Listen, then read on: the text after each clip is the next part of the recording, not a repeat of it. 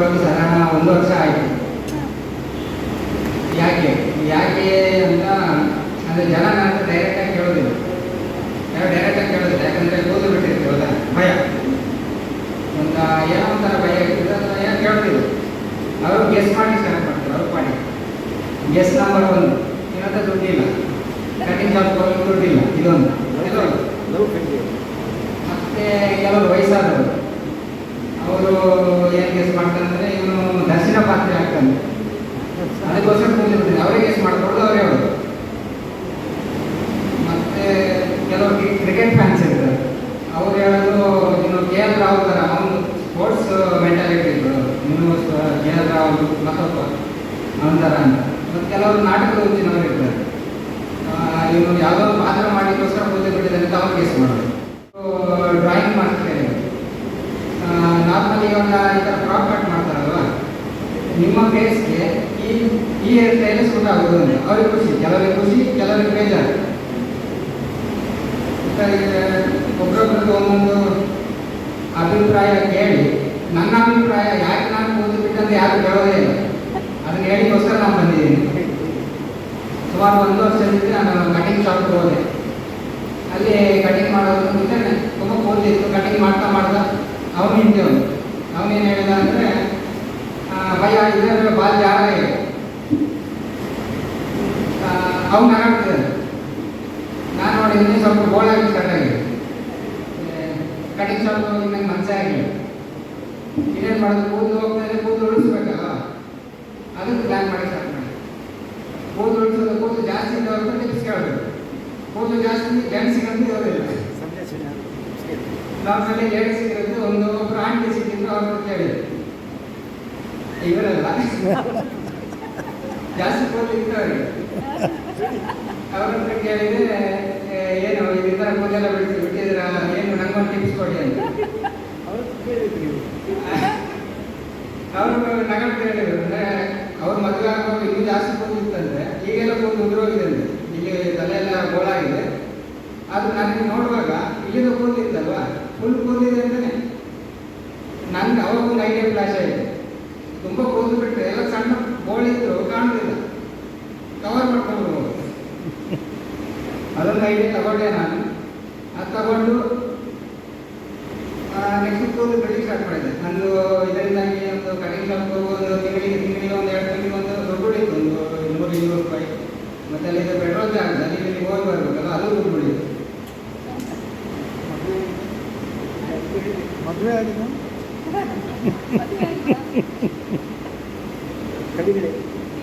ಕವಿಗಳೇ ಮದುವೆ ಆಗಿದೆ ಕೇಳ್ತಾ ಇದ್ದೇನೆ. ಮದುವೆ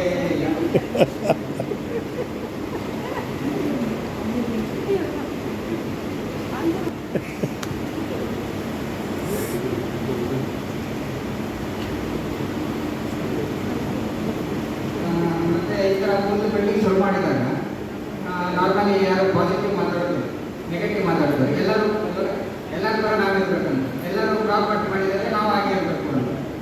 ಈ ಥರ ನೆಗೆಟಿವಿಟಿಯಿಂದ ಪಾಸಿಟಿವಿಟಿ ಹೋಗೋದ್ರಿಂದ ನಾನೇನು ಮಾಡಿದರೆ ದೇವರ ಹತ್ರ ಹೋಗೋದು.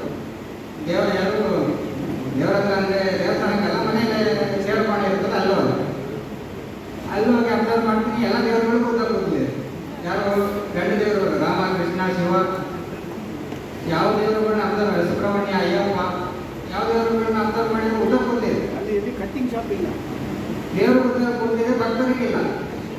ಈ ಕನ್ಫ್ಯೂಷನ್ ಶುರು ಆಯ್ತು ನನಗೆ.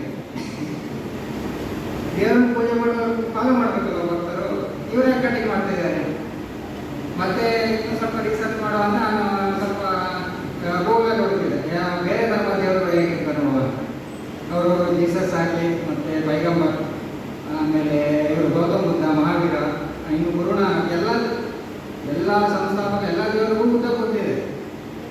ಅವ್ರ ಫಾಲೋವರ್ಸಿಗೆ ಯಾರಿಗೂ ಕೂತಿದೆ, ಎಲ್ಲ ಸಣ್ಣ ಕೂತು ಕಟ್ ಮಾಡಿ ಇಟ್ಟಿದ್ದಾರೆ. ಇದು ನನಗೆ ಇನ್ನೂ ಅವಾಗ ಇದಿತ್ತು, ನೆಗೆಟಿವಿಟಿ ಇತ್ತಲ್ಲ, ಈಗ ಕ್ಯೂರಿಯಾಸಿಟಿ ಶುರುವಾಯಿತು. ಇನ್ನು ಹುಡ್ಕೊಂಡು ನಾನು ಯೂಟ್ಯೂಬಲ್ಲಿ ಸರ್ಚ್ ಮಾಡಿ ಶುರು ಮಾಡಿದೆ, ಏನಿರ್ಬೋದು, ಎಲ್ಲಿಂದ ಕೂತಿ ಕಟ್ ಮಾಡಿ ಶುರುವಾಯಿತು ಅಂತ. ಅವಾಗ ನಾನು ರೀಚ್ ಆಗಿದ್ದು ಯೂಟ್ಯೂಬರ್ ಹುಡುಗಿ ನನಗೆ ಗೊತ್ತಾಗಿದ್ದು ಕ್ರಿಸ್ತಪೂರ್ವ 3500 ವರ್ಷದ ಹಿಂದೆ. ಯಾವುದು ಈಜಿಪ್ಟಿಯನ್ ಪರಂಪರೆಯಲ್ಲಿ ಪ್ರಥಮ ಬಾರಿಗೆ ಆ ಕೂದಲು ಕಟ್ ಮಾಡೋದು ಸ್ಟಾರ್ಟ್ ಆಯಿತು. ಯಾಕಂದರೆ ಅವರಿಗೆ ಒಂದು ಶುದ್ಧವಾಗಿರಬೇಕು, ಉದ್ದ ಕೂದಲು ಕಟ್ ಮಾಡಬೇಕು, ಆ ಥರ ಒಂದು ನಂಬಿಕೆ ಇತ್ತಂತೆ. ಮತ್ತು ಈ ಉದ್ದ ಕೂದಲಿದ್ರೆ ನೆಗೆಟಿವಿಟಿ ಅಂದರೆ ಈ ದೆವ್ವಗಳೆಲ್ಲ ಅಟ್ಯಾಕ್ ಮಾಡೋ ಆ ಥರದ್ದೆಲ್ಲ ಇತ್ತು ಅಂತ. ಅದಕ್ಕೊಂದು ಶುದ್ಧತೆ ಮತ್ತು ದೆವ್ವಗಳಿಂದ ದೂರ ಇರಬೇಕು, ಈ ಥರ ಒಂದು ಕಲ್ಪನೆಯಲ್ಲಿ ಕೂದಲು ಕಟ್ ಮಾಡಲಿಕ್ಕೆ ಶುರು ಮಾಡಿದ್ರು. ಅದೇ ಟೈಮಲ್ಲಿ ಮೆಸೊಪೊಟೇಮಿಯನ್ ಅಂತ ಒಂದು ನಾಗರಿಕತೆ ಇದೆ. ಅವ್ರು ಏನು ಮಾಡಿದ್ರು, ಕೂದಲು ಕಟ್ ಮಾಡಿದ್ರು ಗಡ್ಡ ಬಿಡ್ತಾ ಇದ್ರು. ಅವ್ರದ್ದು ಹಳೆ ಚಿತ್ರಗಳಲ್ಲಿ ನೋಡ್ಬೋದು ನಾವು, ಗಡ್ಡ ಬಿಡ್ತಾರೆ. ಗಡ್ಡ ಅವರಿಗೆ ಶಕ್ತಿಯ ಸಂಕೇತ ಅಂತ ಇದಾಯಿತು. ಮತ್ತು ಭಾರತದ ಒಂದು ಇತಿಹಾಸದಲ್ಲಿ ಗಮನಿಸಿದರೆ ನಮ್ಮ ವೇದಗಳಲ್ಲೂ ಈ ಕೂದಲು ಕಟ್ ಮಾಡೋದು ಶಾಪದ ಬಗ್ಗೆ ಉಲ್ಲೇಖ ಇದೆ. ಅಂದರೆ ತಿಂಗಳು ಕಟಿಂಗ್ ಶಾಪ್ ಹೋಗೋದು ಅದೆಲ್ಲ ಇಲ್ಲ. ಅಂದರೆ ಒಂದು ಮಗು 3 ವರ್ಷ ಆದಾಗ ಕೂಡಲೇ ಮುಂಡನ ಅಂತ ಒಂದು ಫುಲ್ ಹೇರ್ ಕಟ್ ಮಾಡೋದು. ಮತ್ತು ಕೆಲವೊಂದು ಅಂದರೆ ಯಾವಾಗ ಕಟ್ ಮಾಡೋದಿಲ್ಲ, ಒಂದ್ಸಲ ಕಟ್ ಮಾಡೋದು, ಆ ಥರ ಒಂದು ಪದ್ಧತಿ ಇದೆ. ಈ ಪದೇ ಕೂದಲು ಕಟ್ ಮಾಡೋದೆಲ್ಲ ಸ್ಟಾರ್ಟ್ ಆಗಿದೆ ಯಾವಾಗಂದರೆ ಕ್ರಿಸ್ತಪೂರ್ವ 500ರ ಶತಮಾನ, ಯಾರು ಗ್ರೀಸ್ ಮತ್ತು ರೋಮನ್ ಕಾಲದಲ್ಲಿ. ಆ ಟೈಮಲ್ಲಿ ಏನಾಯಿತು ಅಂದರೆ ಕಟಿಂಗ್ ಶಾಪ್ಗಳೆಲ್ಲ ಓಪನ್ ಆಗಿತ್ತು. ಜನಕ್ಕೆ ಉದ್ದಿ ಕೂದಲು ಕಟ್ ಮಾಡಲೇಬೇಕು, ಕೂದಲು ಸ್ವಲ್ಪ ಜಾಸ್ತಿ ಬಂದರೆ ಟೆನ್ಷನ್ ಆಗೋದು, ಎಲ್ಲ ಕಟ್ ಮಾಡಿ ಶುರು ಮಾಡಿದರು. ಆ್ಯಕ್ಚುಲಿ ಇದು ರೋಮನ್ನರ ಕಾಲದಲ್ಲಿ ಏನಾಯಿತು ಅಂದರೆ ಆ ಟೈಮಲ್ಲಿ ಬುಡಕಟ್ಟು ಜನಾಂಗಗಳಿದ್ರು. ಅವರಿಗೆ ಉದ್ದ ಕೂದಲು ಬಿಡುವವರು, ಗಡ್ಡ ಉದ್ದ ಬಿಡುವವರು. ಅವ್ರಿಗಿಂತ ನಾವು ಸಪ್ರೇಟ್ ಅಂತ ತೋರಿಸ್ಕೊಳ್ಳಿಕ್ಕೆ, ಅಂದರೆ ಅವರು ಅನ್ಸಿವಲೈಸ್ಡ್, ನಾವು ಸಿವಿಲೈಸ್ಡ್ ಅಂತ ತೋರಿಸ್ಕೊಳ್ಳಿಕ್ಕೆ ಇವರು ರೋಮನ್ನರು ಏನು ಮಾಡಿದ್ರು, ಕೂದಲು ಸಣ್ಣ ಕಟ್ ಮಾಡಿ ಸ್ಟಾರ್ಟ್ ಮಾಡಿದ್ರು. ಅದೊಂದು ನಾಗರಿಕತೆ ಸಂಕೇತ ಅಂತಲೇ ಮಾಡ್ಕೊಂಡ್ಬಿಟ್ರು. ಹಾಗೆ ಇನ್ನು ಭಾರತದ ಇತಿಹಾಸದಲ್ಲಿ ಅಂದರೆ ಕೂದಲು ಯಾಕೆ ಕೂದಲು ಕಟ್ ಮಾಡೋದ್ರಿಂದ ಒಬ್ಬ ಸಾಮ್ರಾಜ್ಯನೇ ಕಳ್ಕೊಂಡಿದ್ದಾನೆ ಅಂತ ಒಬ್ಬ ರಾಜ ಇದ್ದಾನೆ. ಇದು ಸರ್ಚ್ ಮಾಡುವಾಗ ನನಗೆ ಸಿಕ್ಕಿದ್ದು ಒಬ್ಬ ರಾಜ, ಯಾರು ಮಗಧ ಸಾಮ್ರಾಜ್ಯ ಅಂತಿತ್ತು. ರಾಜನ ಹೆಸರು ಸಿಗಲಿಲ್ಲ, ಆದರೆ ರಾಜ ಒಂದಿನ ಕಟಿಂಗ್ ಮಾಡಿಸ್ಲಿಕ್ಕೆ ಅಂತ ಇವನ ಕರೆಸಿದ. ಯಾರು ಕಟಿಂಗ್ ಮಾಡಲಿಕ್ಕೆ ಒಬ್ಬ, ಅವನ ಹೆಸರು ಮಹಾಪದ್ಮನಂದ ಅಂತ. ಅವನು ಕಟಿಂಗ್ ಮಾಡಲಿಕ್ಕೆ ಒಂದು ರಾಜನ ಸಾಯಿಸಿ ಅವನೇ ರಾಜ ಆಗಿಬಿಟ್ಟಾನೆ. ನೆಕ್ಸ್ಟ್ ನಂದ ಸಾಮ್ರಾಜ್ಯ ಸ್ಥಾಪಿಸಿದ. ಒಂದು ಕಟಿಂಗ್ ಮಾಡೋದಕ್ಕೆ ಎಷ್ಟು ಡೇಂಜರ್ ಇದೆ, ಒಬ್ಬ ರಾಜನೇ ಕಳ್ಕೊಂಡ್ಬಿಟ್ಟ. ನನಗಿದು ರಿಸರ್ಚ್ ಮಾಡಿದಾಗ ಸಿಕ್ಕಿರೋದು. ಮತ್ತು ಇದೇ ಸಂಸ್ಕೃತಿ ನನ್ನ ಅನಿಸಿರೋ ಮಟ್ಟಿಗೆ ಆಮೇಲೆ ಈ ಪೋರ್ಚುಗೀಸು, ಬ್ರಿಟಿಷರು ಅವರೆಲ್ಲ